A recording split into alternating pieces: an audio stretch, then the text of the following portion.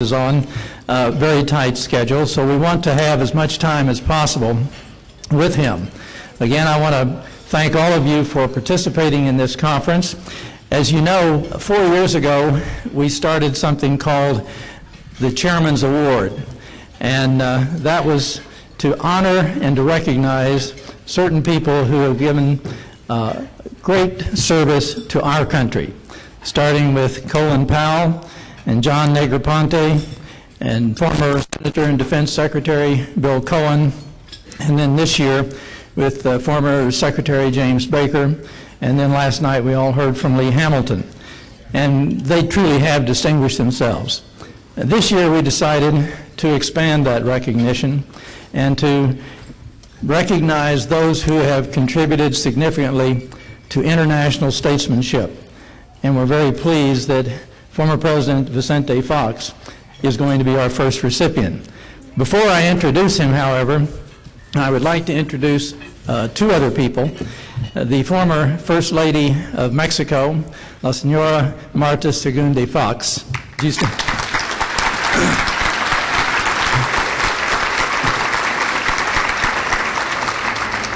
And the ambassador from Mexico to the United States, whom I got to know when he was Consul General in New York, Arturo Serracon.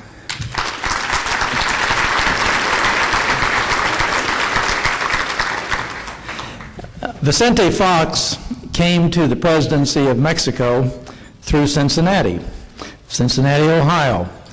His grandfather, his paternal grandfather, was an immigrant, a European immigrant to Cincinnati, and when hard times hit there at the end of the 19th century, migrated to Mexico, ultimately settled with a farm ranch in the state of Guanajuato in the roughly northwest central part of Mexico. And that was the life that Vicente Fox grew up to know and to love and to learn from. He was a businessman first and started out as a route supervisor for Coca-Cola de Mexico. And some people don't know that after his leadership, ultimately being president of Coca-Cola of Mexico, that today the largest per capita consumption of Coca-Cola anywhere in the world is in Mexico. After a business career, both with Coca-Cola and a family business in growing, exporting vegetables, as well as making and exporting shoes and boots, Vicente Fox was attracted to politics in the late 1980s. He was a federal congressman from the state of Guanajuato. In 1991, he ran for governor of the state of Guanajuato, which many people say he won, but someone else was installed as governor at that time.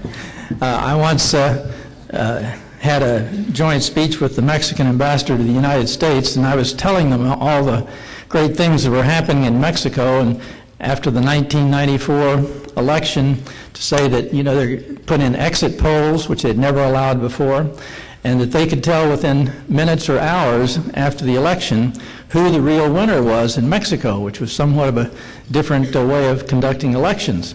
And the Mexican ambassador said, that's really not so impressive. In the old days, we could tell who was the president of Mexico 6 weeks before. But in any event, in 1995, he came back and was elected governor of Guanajuato and instituted a very progressive administration, started a micro-lending program which became the model throughout Mexico, started a number of other programs. He went to Davos and started little Davos programs in the state of Guanajuato so that you could open his state to the rest of the world. That's where I got to know him when I was ambassador. He was the governor. And one of my objectives there was to help the Mexican people and the Mexican government promote real democracy. And one of those ways of doing it was to find young political leaders and introduce them to the United States.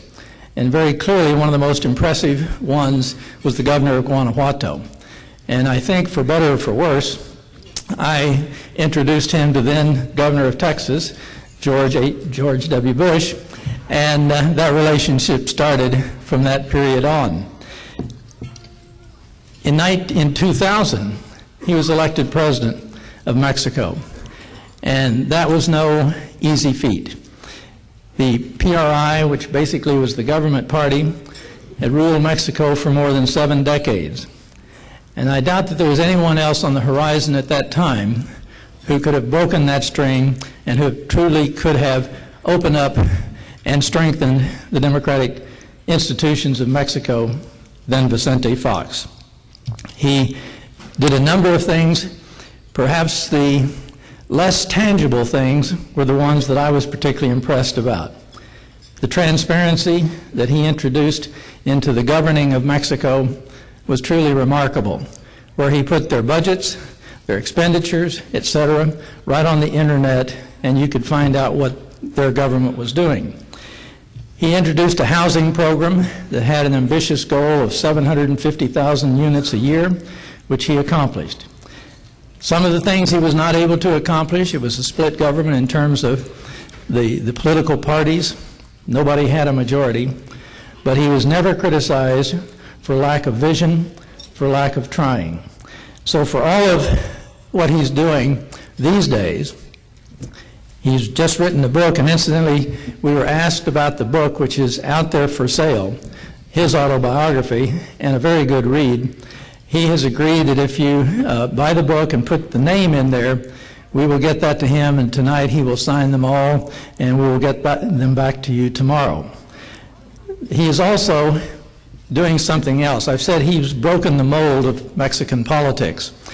In the past, Mexican presidents have been like Aztec kings. When they've been in office for 6 years, they were all powerful, and then they chopped their heads off and never to be seen again. Well, he is being seen, he's being heard, and he is creating new institutions, such as the Presidential Library and Museum and Center that he is building in the state of Guanajuato. So for all that he has done, and that all he has yet to do, it's a great privilege for me to present to former President Vicente Fox, our first annual International Statesmanship Award.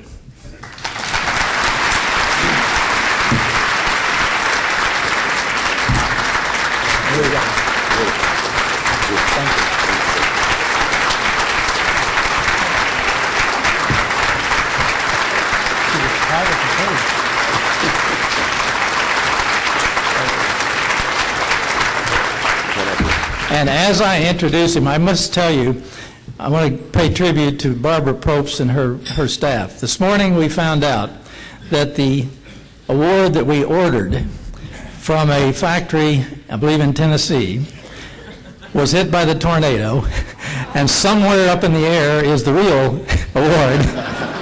And within a few hours, a second one, they went downtown, a second one was done, and so we'll send you the real one when it comes down to earth. President Fox will speak and we'll take questions.